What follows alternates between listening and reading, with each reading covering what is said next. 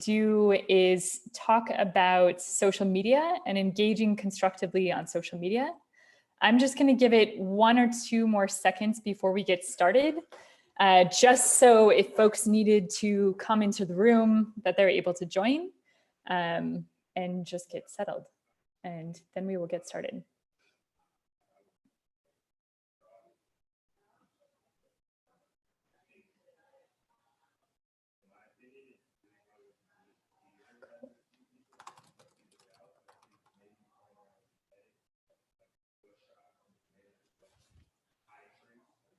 All right, let's get started. So I'm Kate Mitty. I'm the Community Transformation Lead with Build Up. And I'm really excited to be here today and moderate this panel, as this conversation is something that we've spent a lot of time on at Build Up, and really appreciate the 3 panelists joining us today from 3 sort of different contexts and 3 different perspectives and 3 different ways of working at the same time. So today on the panel, you can see this on sort of the GDF website, but just to tell you and sort of give you a bit of a background, today I'll do a brief introduction, and then we'll have each of the panelists share their perspective, and then we'll engage with the Q&A from the audience. So if you have questions that come up as we're speaking, then please insert them into the chat.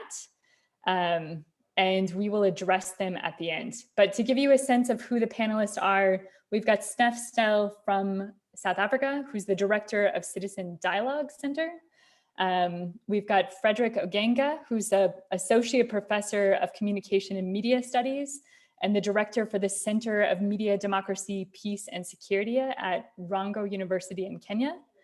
And we have Tessa Van Rains, who's a researcher at the British Cross-Party think tank at Demos in the United Kingdom. And so that gives us a variety of different perspectives to build off of. So we all started this session really because I think all of us are engaging in polarization online through social media, and recognize that social media influences and shapes the way in which polarization happens in our society, both online and offline. So we called this "Don't Bury the Signal," in the sense that we think oftentimes the lens for engaging in sort of hate speech or depolarizing speech on social media, there's oftentimes a tendency to moderate that information or to take down that information, and not necessarily sort of always engaging in that information. And so we sort of think at Build Up, we sort of talk a lot about, if we take down that hate speech and take down that polarization speech and do nothing else to address the roots of that hate speech, then the only thing that we are doing is bearing the signal. And we see that type of polarizing speech and sort of hate speech as a signal of something else going on in society, and as a single signal of divides that need to be addressed and engaged very deeply in.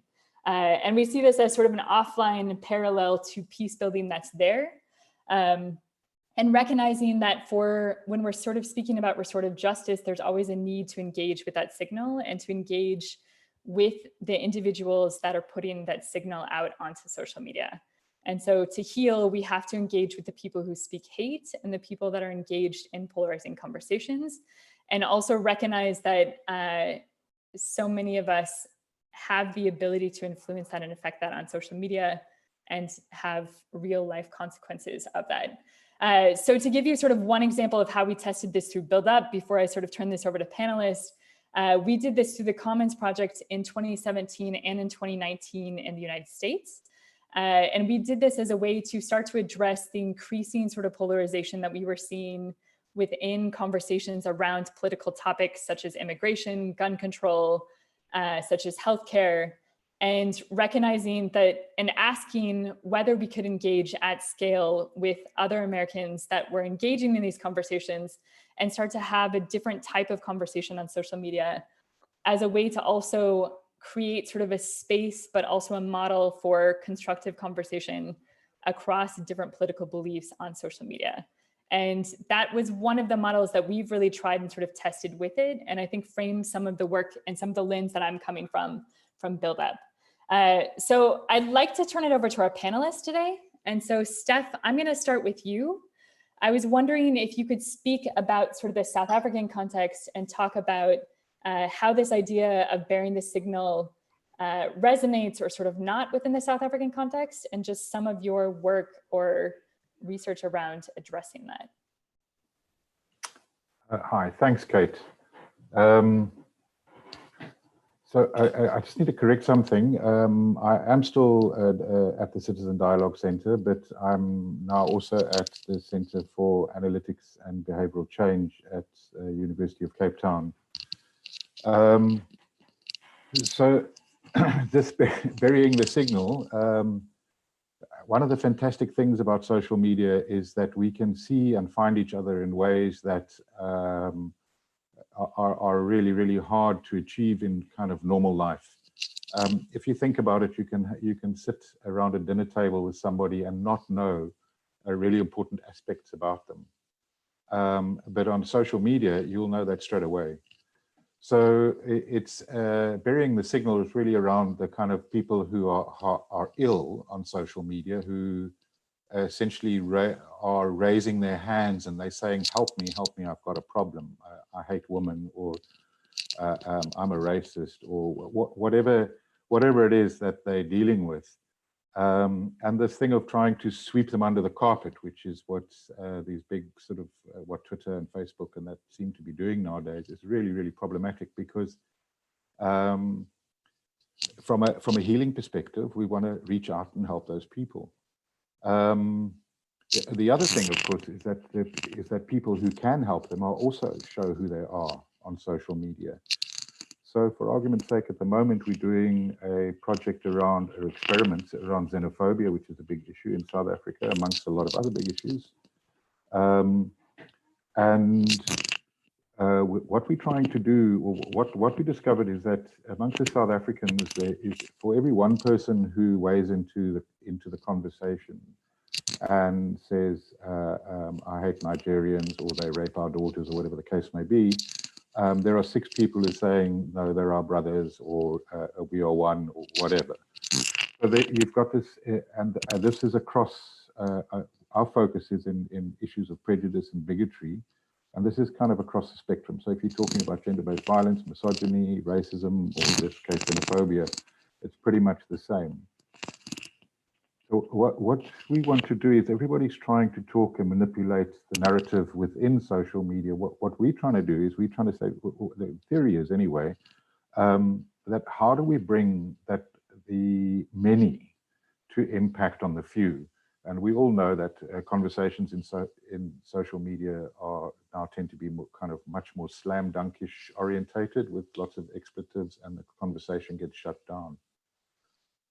So what we've done is, I come out of a mediation field in social conflict, and I've been involved in that for many, many years.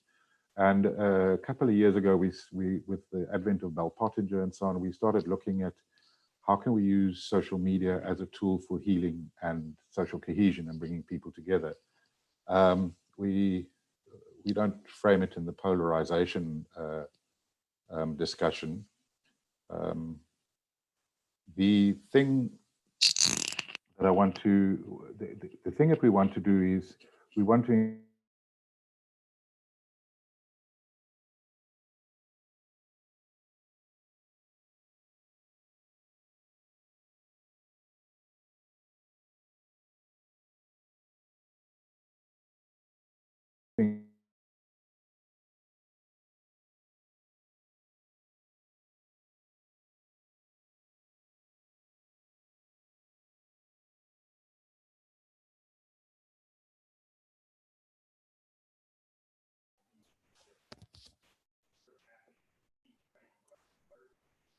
Steph, can we still hear you? No, I can't, sadly. Okay, I think we might have lost Steph for a minute, right in the middle, when he was in the middle of his rundown. Frederick, I'm wondering if we can jump to you and just speak about the context within Kenya and the work that you're doing.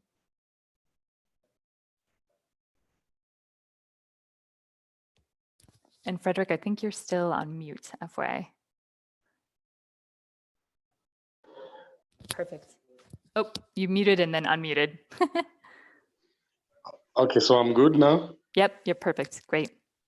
Oh yeah, I wanted to say this is actually coming in very timely. Timely for two reasons. Timely because it's a situation where we are on lockdown and we are seeing how technology is coming in handy to help us do the ordinary thing that human beings love doing, and that is communication. So thanks to tech and thanks to Zoom for offering such a platform and for the organizers of such a brilliant idea. But also, this is also timely because it's coming in at a point where we are beginning to try to see what we can do regarding the idea of how people are increasingly engaging with technology, where virtual reality and sensory reality are blurring the boundaries, and therefore we find human beings risking approving virtual reality and replacing it for sensory reality.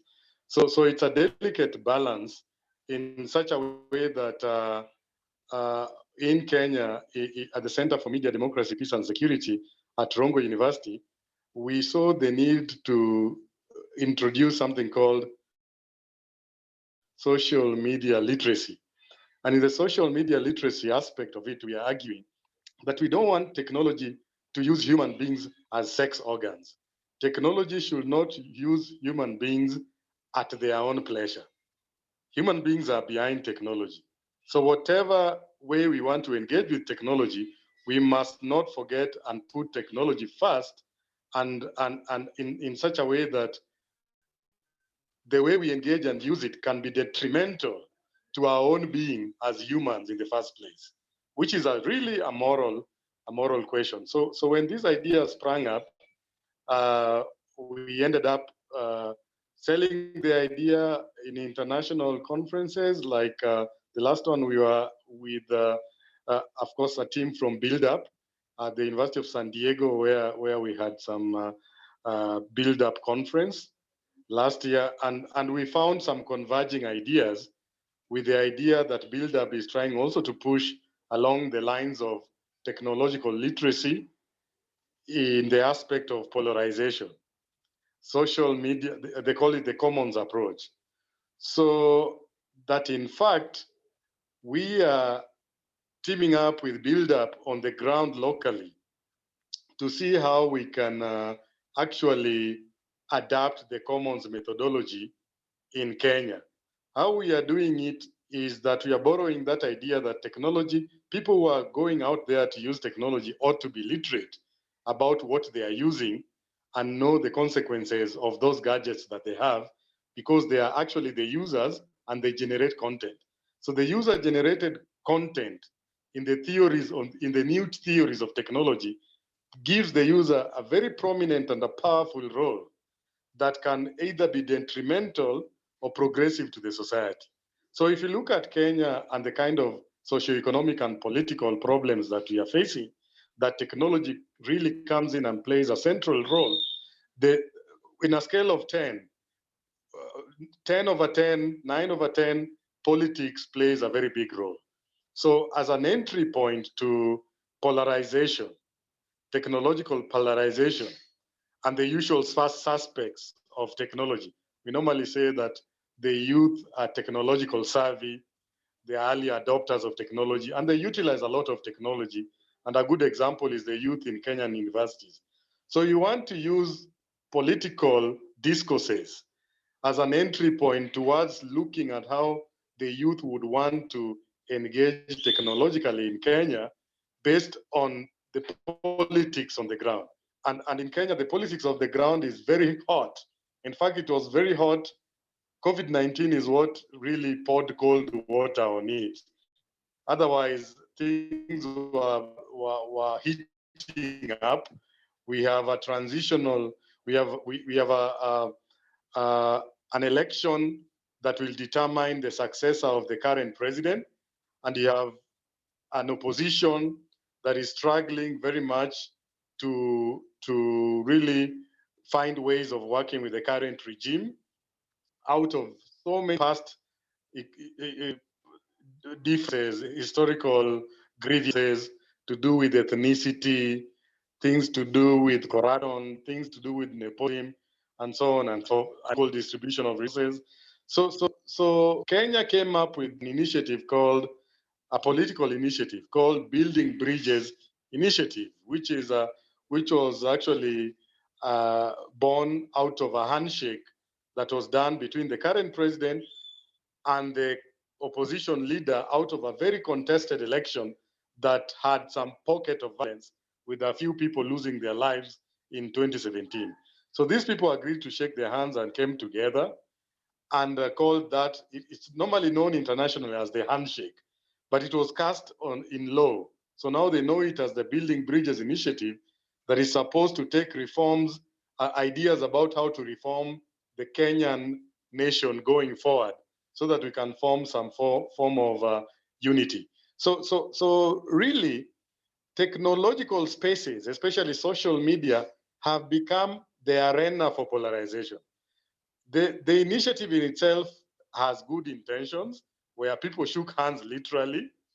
That is actually prior to COVID-19. I don't think anyone is willing to shake anyone's hands now, but they shook hands and they agreed that after we've shaken hands, now we should form structures and collect views. It's almost like a national dialogue. And from there, we know how we want to really structure governance, power, devolution, and all these things that will make Kenya a successful democracy. But apparently, the vice versa is almost happening. And this dramatic vice versa is very visible online. So you see people posting things that are polarizing, extremely polarizing on social media to do with political candidates from different tribes, to do with political sympathizers of other factions. And this, to us, seems like what we are looking for, because in this space, technology is acting as an early warning system, telling us that, look, this is the direction the discussions are going offline, even before they can be visible online. And in that becomes a really point of concern. And this is why the commons approach now really matters, because the commons approach, whereas it wants to say that we don't want to silence the signals, but it wants to look at what this signal means. So it wants to look at the authors of this signal. It wants to look at the discourses of this signal. It wants to look at the platforms that these signals are appearing, and so on and so forth. So we have come up with a strategy where we are working with about 6 universities in Western Kenya, with about 10 volunteers each in every university. And these volunteers are supposed to be the ones now to identify, because it's an exploratory research, to identify the various aspects of polarization that they come across, and then they share it on WhatsApp platform. And going forward, we'll have a Facebook platform for that. So this will be used as a laboratory, where which we begin to observe how polarization manifests itself in a controlled environment. And therefore, after we witness and observe and experience how polarization works in a controlled environment, then we shall cascade this, because often these 60 youthful students, participants, are emerging from a particular community. We selected them from an ethnic diversity perspective. We also selected them from a gender perspective, and so on and so forth. So it's going to be interesting to see how they will be cascading the skills that they are learning in other platforms that they belong in. And not with the intention of silencing, and I like the idea of not barring the signals, but with the idea of infecting, let me use that, let me borrow from the pandemic, infecting other users with ways in which, as a user of social media, you can find ways of engaging with others in such a way that you take the moral responsibility that I talked about, that defines and tries to understand what really technology is and its implication for humanity going forward.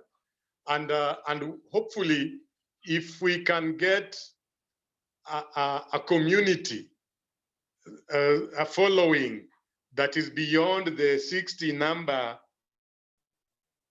that we currently have, then we can begin seeing the kind of impact that that kind of an initiative can have, at least as far as Western Kenya is concerned, because of a few reasons that I mentioned. These are political hotbeds for violence.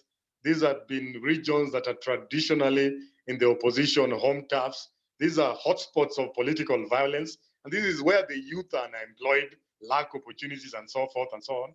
But they're equally exposed to social media. So they usually vent their frustrations, vent their anger on social media spaces.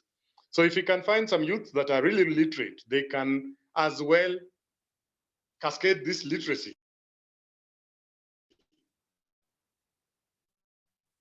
to reduce the level of polarization without necessarily shutting the signals.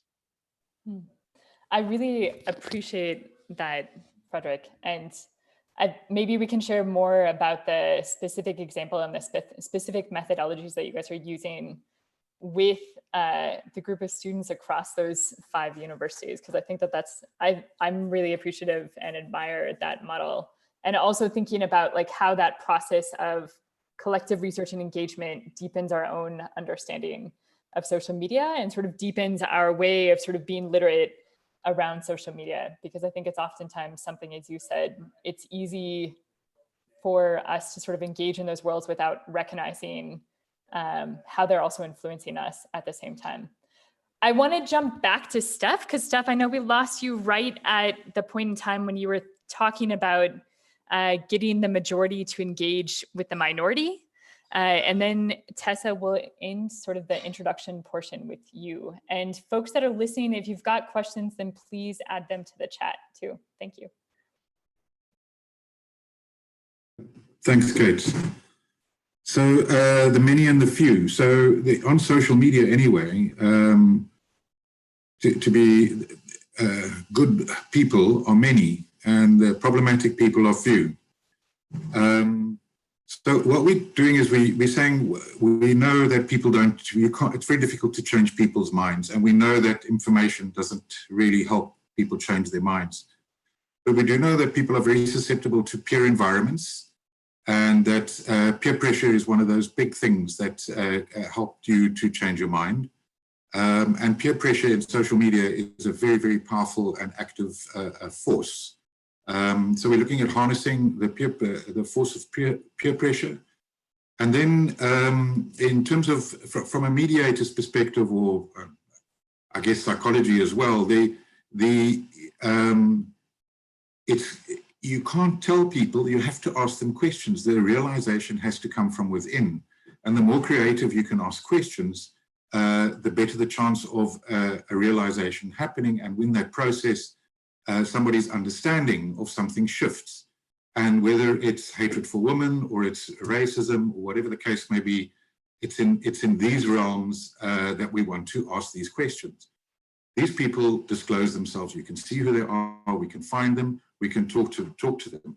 The people who are concerned about, for argument's sake, misogyny, they show themselves as well. We can see, we can find them through analytics. We can see and find people, and we know that they are against misogyny and that they stand in a different place. So the question is, how do we draw them in? How can we offer them different ways of approaching people? Can we offer them ways of approaching people from a healing perspective and give them advice and tools and information of how to do that?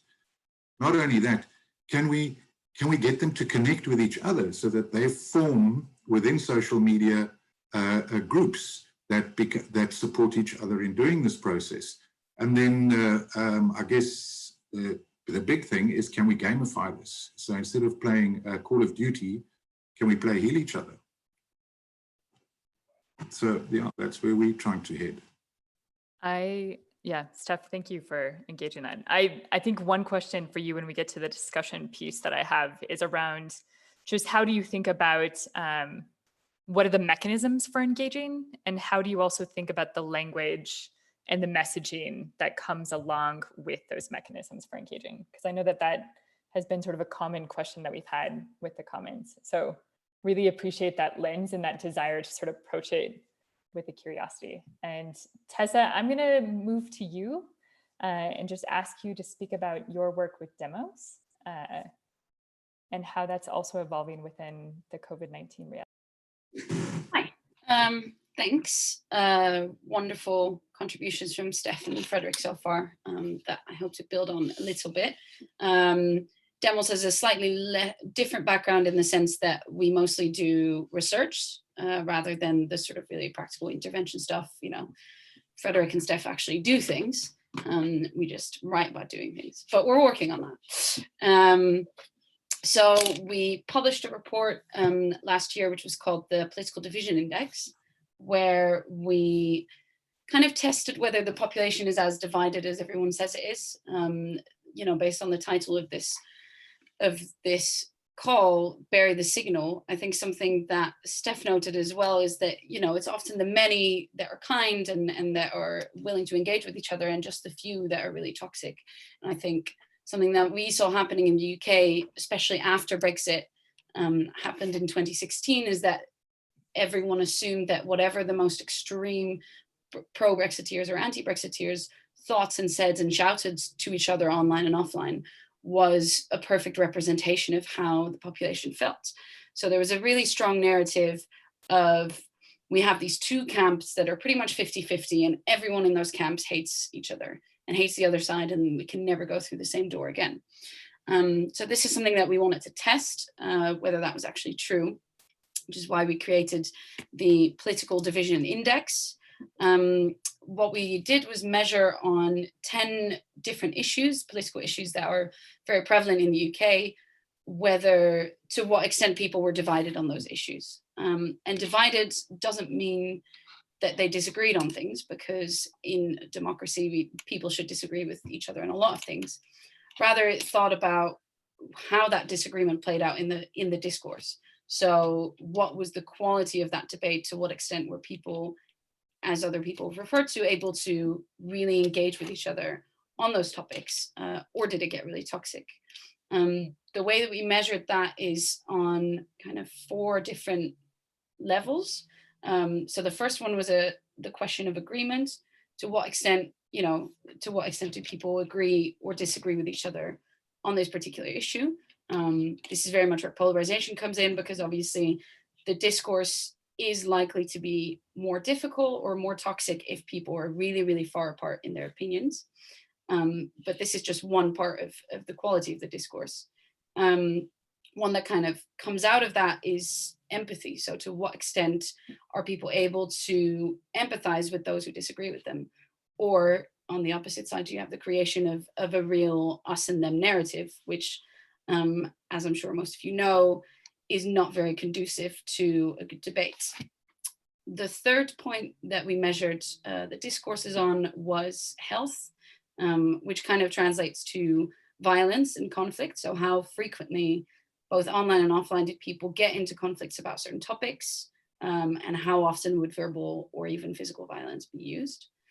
And the last one that we use to measure this is salience, because really the only topics where polarization is a real problem is if it's an important topic.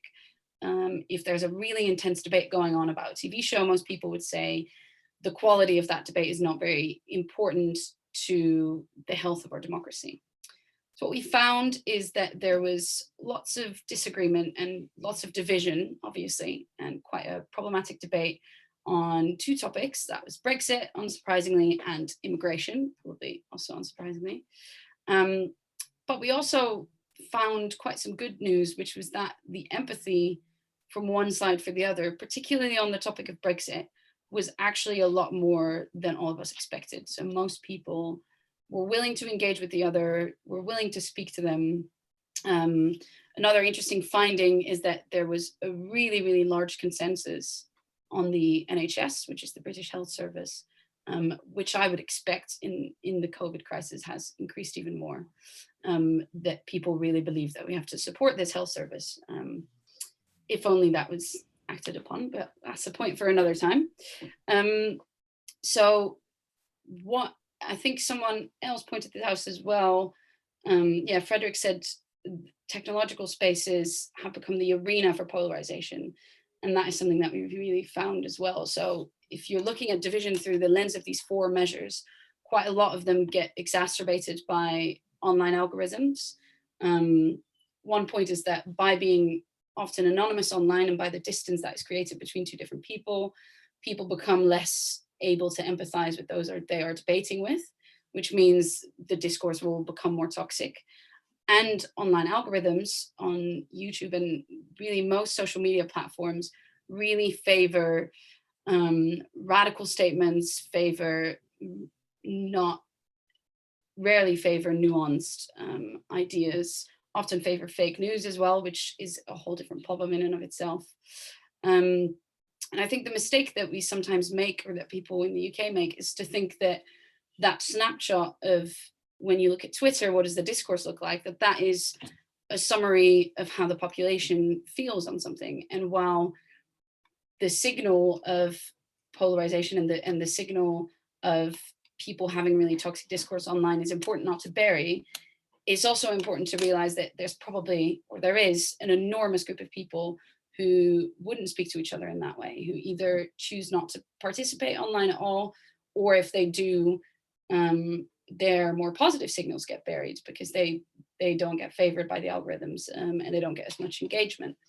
An American organization called More in Common found that 67% of the population identified themselves as, that's the American population, by the way, identified themselves as an exhausted majority, meaning they didn't really see themselves in either opposing sides of the discourse, and often chose not to participate in online debates. So it's important, I think, to realize that difference, but at the same time, as others have mentioned, that the signs of online polarization are still something that we should think about, and we should think about how we can exist in these online spaces with each other, and what methods we can use. And the Commons and what Build Up does is a really good example of that, to incentivize people to be more empathetic and to incentivize people to think of the other perspective, and to also give room to the more nuanced view. A few last thoughts on specifically how COVID has impacted this. Sadly, it's too early. We haven't really been able to do any comprehensive research on the online discourse during this time, which I think would be something really interesting to do. So all I can give you is some general thoughts and impressions. I think an interesting one is we start with, if we think polarization and division online is decided also by the amount of disagreement there is, COVID is a really interesting case where there aren't really 2 sides of this discussion, if we even think it's a discussion in the first place. There's not really that many people who are against the measures that are being taken. I think in most countries there's quite wide disagreement that we should be staying home and we should be doing these things. If there is criticism, it's often lodged in the UK against the government rather than against others. There's obviously some notable exceptions with the protests going on, I think now all across Europe here as well, and in the US. But overall, I think what's positive is that there's actually quite a lot of agreement on what we should be doing. The second point is that I've seen a lot of empathy in a way online that I haven't really seen before. There's a lot of unity, there's a lot of different initiatives. Everyone is clapping for their health workers and for other key workers. There's a strong sense of community. And we did research a while back that showed that showing empathy online and talking to other people about empathy leads to kinder actions offline as well. So I could guess that there would be been made more donations to good causes than ever before. However, from that positive side, I think a thing that is happening, there is some creation of an us and them narrative in relation to this crisis as well. In the UK, this new term was coined, I'm not sure whether it's international, COVIDiots, which basically refers to people who either really or supposedly violate the rules. I did see it directed quite often at people who didn't seem to be violating any clear rules, and it does seem to be a way to create a distinction between us, you know, the selfless and altruistic people, and them, the selfish people, which I think carries a real risk for the online discourse. Another thing that happens is us and them in a wider space is that in a lot of places around the world, we're seeing a return to nationalism combined with, you know, a lot of racism and against particular countries or particular people that are perceived to somehow be related to the creation of COVID. So I think there's a real mix of both positive and negative aspects for the online discourse. I think whether or not the online discourse is a healthy place to be, and the polarization that is there is really increased in impact and importance. As everyone is staying home, a lot of our social engagement with other people is purely online. And especially with loneliness increasing, I think ensuring that the online discourse is a healthier space to be, and that we engage with those who are being really polarizing and also give space to more nuanced voices is now more important than ever. Yeah, those are my thoughts. Tessa, that was great. I appreciated that lens and sort of that summary too, and left you a message around if there's links to that positive link between the positive actions on social media and how that translates to offline context. I know that a number of folks would be interested in sort of seeing that too. One of the questions that came up for you as you were chatting was, and just so we all know, we've got about 9 minutes left. So I'll do this as kind of like our quick sort of power session. Okay. But Tessa, one of the questions that came up for you was really this question around, like, have you seen any data that supports a correlation between the richness of the medium and the ability to be sort of healing or constructive or creating bridges? For instance, is there sort of differentials between video or Twitter in a way that like radio or other mediums may not be able to do?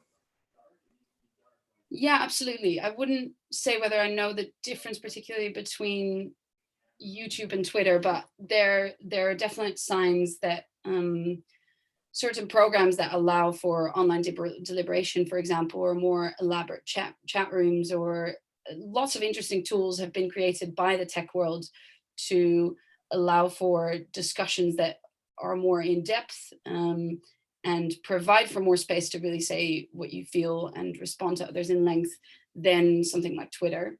And if you combine that with not having an algorithm that prioritizes things that people might want to engage with, prioritizes the more extreme ideas because that will keep people on their page longer, and that prioritizes healthy debate over profit, which is something that sadly most all social media platforms don't. There's definitely anecdotal, and I would think also some real hard evidence that those types of conversations are completely different. We've just adopted a new method ourselves called Polis, and our initial tests with that have shown that actually really most people, even if they're shouting at each other online, could be able to have constructive conversations with each other if only the space allowed for it. And maybe if they're probed in a certain way, like someone, I think Steph said, you need to ask the right questions. But absolutely, that makes a really big difference. Cool, thank you. And Steph and Frederick, I wanted to ask you both, and maybe we start with Steph and then move to Frederick. I think one of the questions that coming out of the chat is just this space around what are you seeing as strategies, or are like, what were some of the conversations that are being raised within your work around engaging in some of the critical conversations that may be sort of anti-factual or sort of false news, and what are some of the strategies that you're seeing in engaging on social media in those conversations? And Steph, I'll move to you first.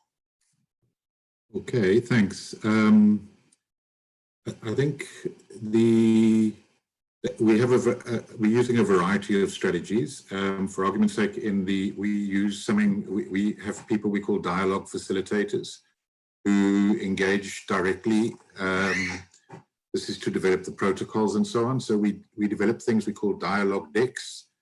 So in whatever thematic area we're working in, and for argument's sake, we're busy in the xenophobia area now, we have a dialogue deck that gives people who are the dialogue facilitators choices to play back to different things, to different statements that are made by antagonists. So in different categories, so they can go and pick out a response, and those responses we work them out. The more radical and the more hatred there is, the stronger the empathy we play back, and then it sort of normalizes as kind of when it's just normalized sort of. There's a whole kind of psychological spectrum, if you like, of how to play back into that space that we build into those dialogue decks, and then it has to. We've got multiple languages, so we have to take that into consideration. So we do that for both sides. We do that both for antagonists and protagonists, because the protagonists we're trying to convince them to, as the many, to take on the few, and we can show them where the few are, and all of that stuff is apparent in through analytics. So those are that's one of the mechanisms. The other thing we're doing is we're trying to build a citizens bridge into WhatsApp. We're having trouble with what we call. We get these real sort of negative storms happening in WhatsApp, and often they produce local reactions on the ground that are quite volatile, where communities pick up arms and stuff around some WhatsApp information.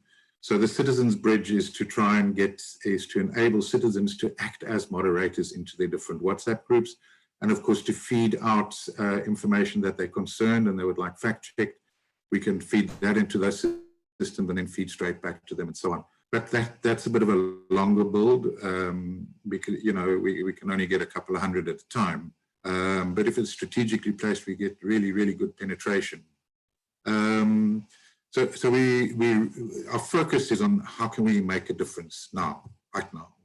We haven't got time to wait. So and those are any ideas of how to do that would really be fantastic.